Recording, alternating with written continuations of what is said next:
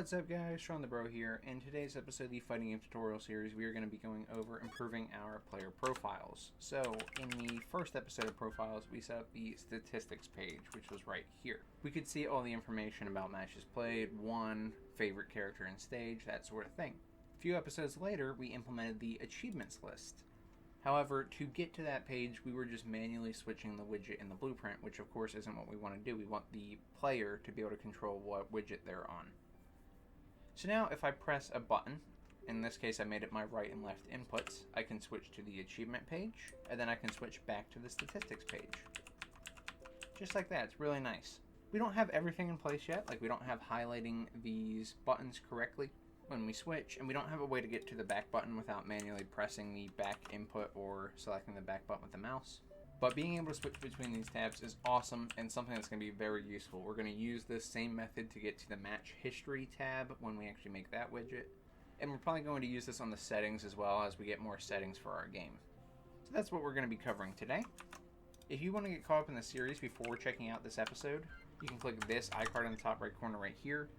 See everything we've done in the series, from our hitboxes to our different commands, stage intros, and more. If you only care about the profile stuff, that's perfectly fine. You don't need to watch the rest of the series to fill that out, but I would recommend you watch the first episode of Player Profiles because we are going to be building off of that behavior today. I'll link that in the top right corner right here.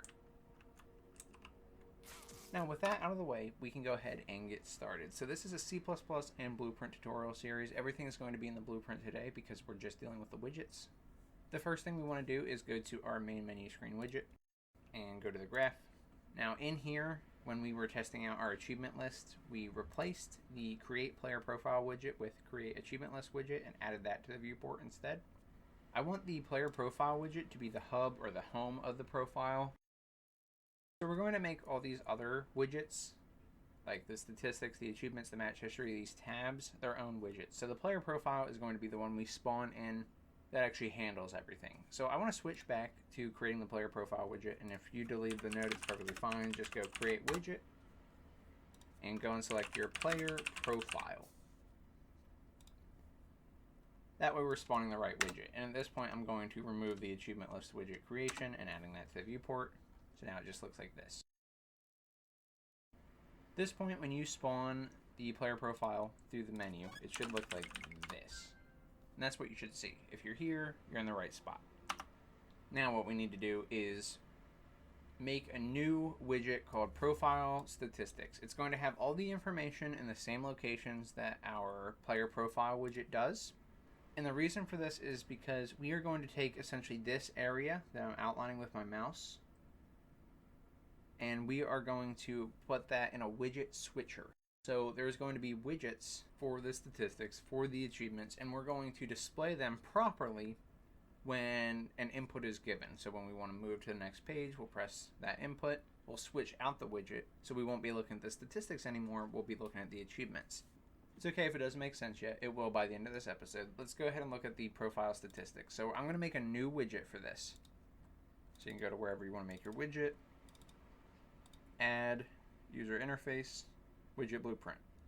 Now this whole series and this episode will work in Unreal Engine 4 or Unreal Engine 5. If you're in Unreal Engine 4, the last step I did will create the widget. If you're in Unreal Engine 5 like I am, you will have to select the user widget here. That's the class that you want to base that widget off of, and a user widget is perfectly fine. Once you select that, you'll get a new widget, and I called it Profile Statistics. So it looks very similar to our player profile, and that's because I went in and I took all the data from all of the content on the statistics part of the page and moved it over to this widget. The name, the image, the title, and then the stats. Matches played, matches won, highest win streak, favorite character, favorite stage. So quite literally, you could grab all of these things, copy them, and paste them in this widget.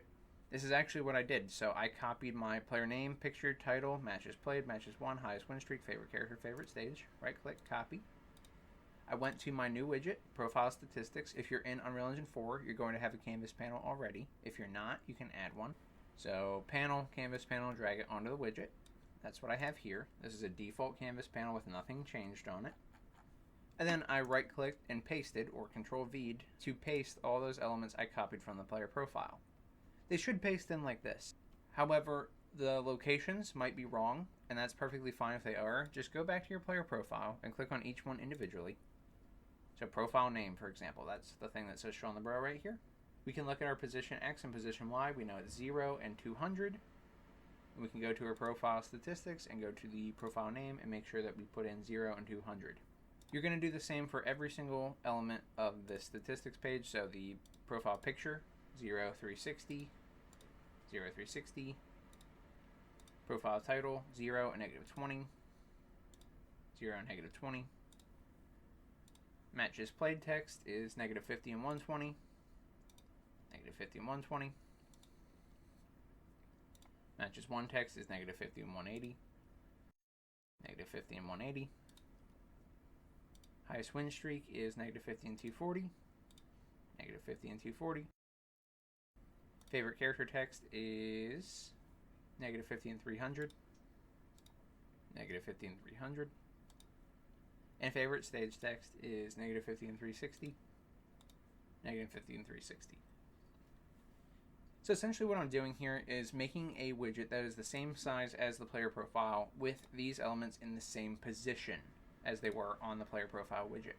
That means they will appear in the same spot on this widget as they currently do, and that's what we want. You don't have to do anything on the profile statistics page right now. There are things we will do in here in the future, but I have nothing in here now, so you can just leave it alone. One of the major ones is actually moving over the behavior from player profile that sets the favorite character index and some of the other parameters like the matches played variable. That should really be in the profile statistics, otherwise it won't really work at this stage. But we have another profile episode planned after this, and I'm going to wrap up a lot of that stuff, so I'm just creating it right now. We're going to fill in the gaps next episode. So this is profile statistics. Now, what we want to do is go to our player profile and go to the designer. And underneath of all of your header things for your player profile, so where you start getting into the player statistics part of it, we want to add a widget switcher. We can search in our palette for widget switcher right here. And I've added it right here, like I said, underneath the categories, underneath the title, right here. I've called it the profile widget switcher. I made it a variable because we're going to need to access it in the graph. For the anchors, I made it the full size of the widget with no offsets. So it just covers the entire widget. And I left the active widget index to 0. This means the widget we are displaying is the first child of it, index 0 in the children list. Once you do this, it should look essentially exactly the same. You shouldn't really notice a difference because the widget switcher itself doesn't really add anything. However, we're going to add a widget onto it. So we're going to want to add our profile statistics. So we can search for profile statistics, just like this, and drag it onto the profile widget switcher. Now you'll have this widget right here. You don't have to change anything about this widget. It's perfectly fine how it is. But now we will have the information from the profile statistics as well as the information from the player profile. And we don't need both. Again, we're really trying to remove the dependency on the information being on the player profile. So we just want to use the profile statistics. So I'm going to go to my profile name, profile picture, profile title, matches played text, matches won text, highest win streak text, favorite character text, favorite stage text, all of these. I'm going to set their visibility to hidden instead of visible. And you'll see that I can still see what I would expect on this screen. But it's not coming from the player profile variables. It's coming from the profile statistics widget variables. I also went ahead and closed the eyeball on them so you can't actually see them. That's what this button does. It makes it so you can't actually see that element. So you'll see it's in the exact same spot as the one from the profile statistics, so it makes no difference. Now, you could actually remove these. If you do remove these, you are going to ruin some of the functions in the player profile. This is why I said we're going to do it next episode. So for now, I just hid them to make sure we can get everything working. But these will be getting removed as they don't need to be on the player profile. They're already handled in the profile statistics. So part of our job is going to be moving everything over there that was built into this widget. This widget is just going to house all of these different widgets and allow us to navigate through them and between them. The widgets themselves will be responsible for all the internal logic. But perfect. With that done, you should have a widget that looks like this, even though you're using your profile statistics instead of your actual player profile for all of this data. The other thing we want to do is add the achievement list widget on here, and to do that we can simply search the palette for achievement list and drag that onto the profile widget switcher. If you have the same order I do, you want to follow what I've done here. I've added the achievement list below the profile statistics. So the active widget slot, if you wanted to be on the achievements, would be index 1. And you'll see if I click on them here, it actually changes what it looks like because the widget switcher is actually changing it. However, there are some adjustments we need to make in the achievement list. So if we go to the achievement list, I have some things that I have made invisible. And again, those are the 3 things here with the eyeballs crossed out. So I'm going to undo those. And we don't need the achievement list title because the way the player profile works is it has these category buttons. So the achievements button will be lit up when we're on that. That's self-explanatory. We don't need the title. If we had it, it would be over top of that category buttons, which we don't want. Background image, because we already have a background image on the player profile. So it would just be an additional background image. And if we have it, it will cover other things like the back button that's on the profile. And of course, that means we also don't need the actual back button because we'll just use the one from the player profile, not from the achievement list. So I took all 3 of these things, the title, the background image, and the back button, and I set their visibility to hidden again instead of visible. And I had taken out the eyeball just so that I couldn't see them, so I would see what the widget would look like. At this point, I actually can delete the back button, the background image, and the title from this widget. They don't have to be invisible. When I do that, I will get a warning or an error about pressing the back button and how it's meant to return us to the main menu, but I'm going to use the player profiles back button for that, so that's okay. I can actually just get rid of this logic, and I don't need anything in the achievement list graph. So this is what my achievement list looks like. If I go back to the player profile and switch back to that widget, you'll see it looks perfect. We have our achievements here, we have our back button, our background image, our title of the widget, and we'll have the category which will be lit up for achievements. We need to figure out how to switch between these widgets, and I'm going to do it just using the left and right inputs. So on keyboard that's A and D, and on controller that will be moving the D-pad values or the left thumbstick values. Let's go into the graph, and at the end of event construct of our player profile, I'm adding 2 listen for input actions. I'm listening for menu left P1 and menu right P1. These are the values I was referring to earlier. If we press left, we are going to call one function. If we press right, we're going to call another. So let's set this up. Listen for input action. In here, we have to put in the action name that we're listening for.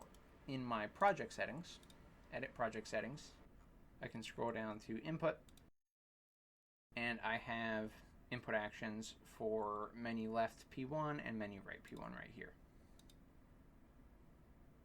So I want to take these names exactly and use them in the action names I'm listening for. So again, menu left P1 as an example. We want to do this when we press the input, and we don't need to consume input. This would stop other widgets from picking up on that input. But the way we have our system set up, this is perfectly fine right now. We don't have to worry about that.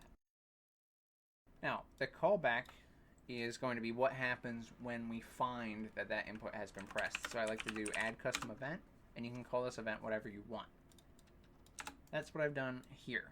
I've called the event switch to previous category. I also am listening for input action on menu right P1 with the callback triggering an event called switch to next category. Now, we need to actually create a function to determine what happens when those events are called. So let's go and make a new function, plus function, and I call this one update current category. Once you've created the function, you can click on it to add parameters. I'm going to press plus on the input section to add an input parameter that I call direction, and it is going to be an integer. All this really means is we will pass a variable into this function that represents the direction we're moving, so left or right. In my case, -1 is left and +1 is right. Now, what we want to do is make sure that where we're currently at and the direction we want to move to is not below the minimum or above the maximum. Basically, it's within the bounds of the widget switcher count. First thing we can do is grab our widget switcher. So I've called mine Profile Widget Switcher, and we want to get that. We can drag off of it to get the active widget index, which is the currently selected widget. So when we come into the game, the profile statistics is currently selected. That is index 0. If we move it over to achievements, that is index 1, and eventually when we move it over to match history, that will be index 2. So we want to take the current index and add the direction to it. So direction plus and add active widget index. Note if you're in Unreal Engine 4, this node is called int plus int. Integer plus integer. But it's the exact same node. So if we're at index 0 and we're adding a value of -1, we would be at -1, which would be below the minimum. We don't want to accept that movement. If we are at a value of 1, we add 1 to it, we're trying to move to the right, that would put us at an index of 2, but right now we only have index 0 and index 1 available to us, so we're above the maximum. We don't want to allow that movement. So we have to check for both of these. If the result of active widget index plus the direction is greater than -1, so greater than or equal to our minimum value, and the result is less than the profile widget switcher's number of widgets. So get num widgets is how you can figure that out. And drag that into the and as well. And that's what you see here. Now, I'm dragging off my and putting it into a branch.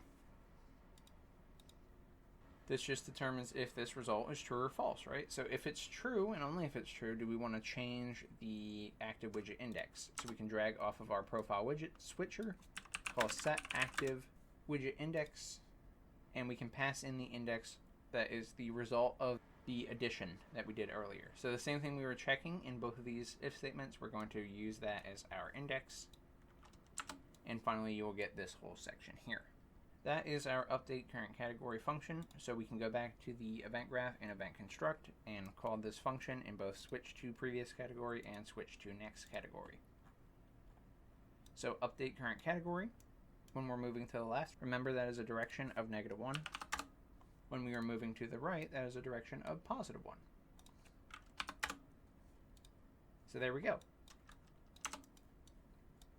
Now our player profile is complete. So there you go, guys. After watching this episode, you should be able to go into your player profile and switch between your statistics and your achievement list page. We have more work to do on this, but this is a huge improvement and opens us up to the idea of widget switchers. So if you enjoyed and this helped you learn, please subscribe. It does more for myself and the channel than anything else you can do. I just really appreciate it. I want to give a huge shout out to my YouTube membership, Patreon supporters, and Discord subscription supporters. You guys are so amazing, and thank you for all the love and support. I'm so happy that you are enjoying the series as much as I am.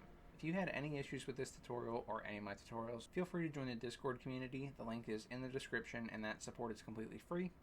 Otherwise, guys, that's all I got, so thank you so much for watching. I'm Shawnthebro, and I'll see you in the next one. Goodbye, guys.